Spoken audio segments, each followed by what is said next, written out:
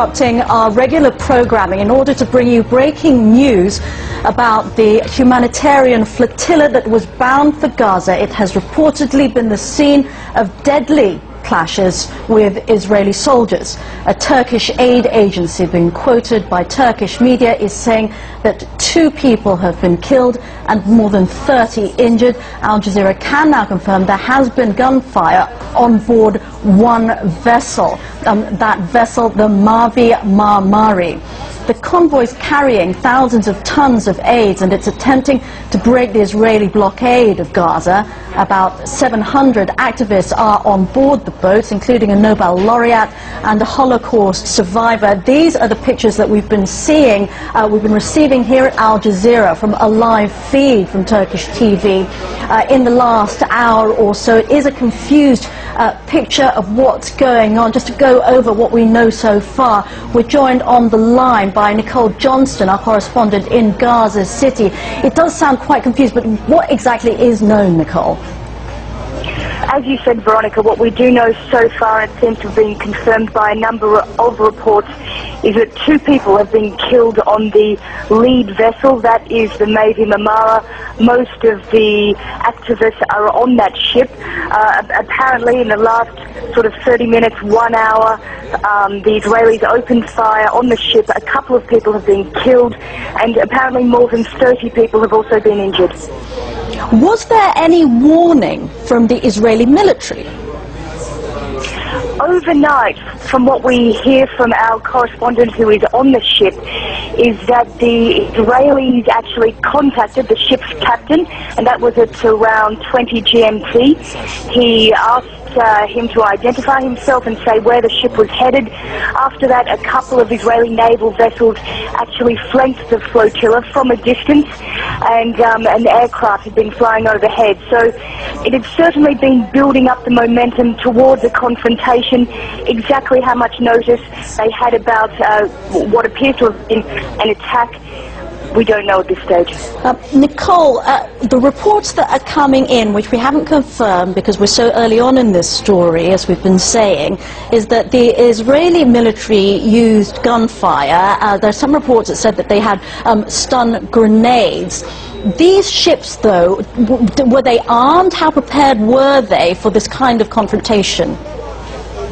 No, they weren't prepared and they certainly weren't armed from what we've been told. For the last few days they've made it very clear that there were no weapons on this ship, that it was completely a humanitarian aid ship with activists, some supplies. The entire flotilla is carrying 10,000 tons of goods for the people of Gaza, construction materials, cement, kit fabric, homes. So that's the sort of material on the ship.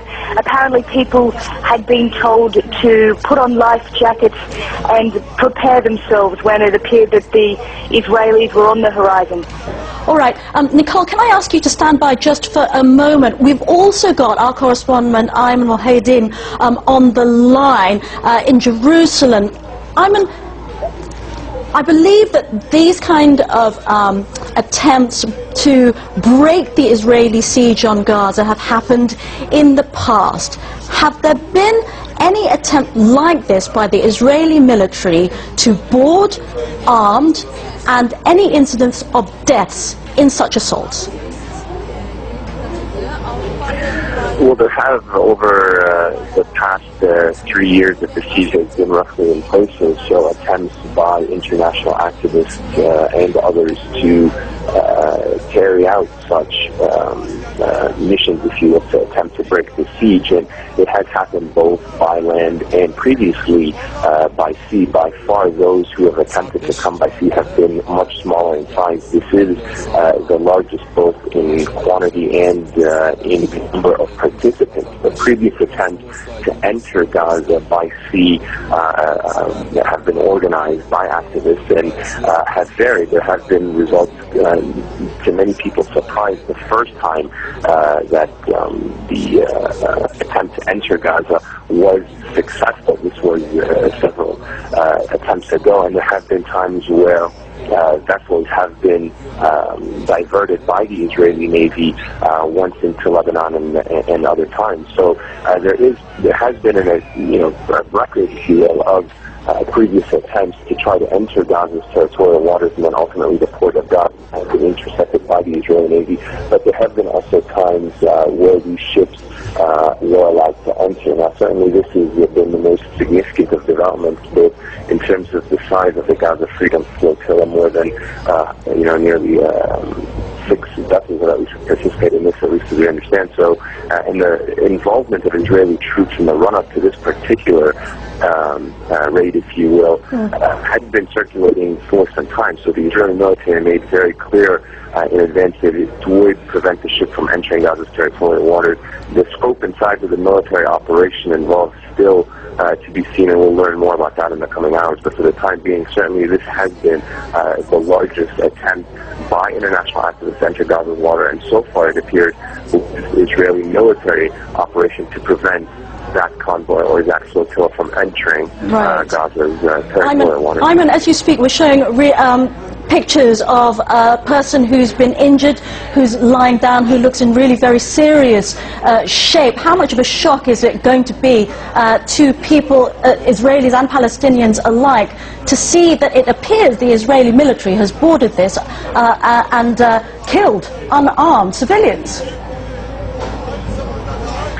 Well, in the coming hours, it will certainly emerge exactly how this unfolded. It will come to a great deal of surprise of many who have been following this very closely, who have been seeing the images and the reports from the activists who are boarding, that indeed all of the images of the activists on board those ships were indeed very civilian in nature and peaceful. There was all the images that we've been seeing clearly show that the majority of content on the been civilian in nature, food supplies, medical supplies, and what have you. So it will come as a great surprise to many in Israel and around the international community what could have possibly led to this type of confrontation, the type of force that the Israeli military used to get on board the ship. Now, what we do know from the Israeli military is that indeed there was an attempt to communicate with the ship and tell the ship to turn around or enter the port of Ashdod to dock, and that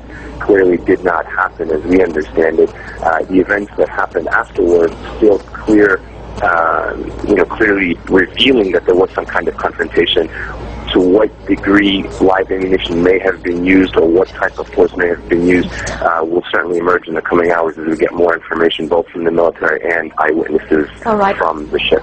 All right, Ayman Mohyeddin on the line from Jerusalem. I'm going to ask you to stand by as well as this unfolds. Just to remind viewers, we're watching breaking news and the first pictures from that humanitarian flotilla that was bound for Gaza in an attempt to break the Israeli siege on Gaza.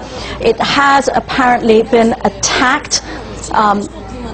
The reports from a Turkish aid agency quoted by the Turkish media are that Israeli military boarded the ship and that 2 people were killed in the ensuing confrontation. At least 30 are reported to have been injured. The situation is very confused. We're getting reports from the boat, but we're trying to sort through the various sources of information. But that, as far as we know, is the situation.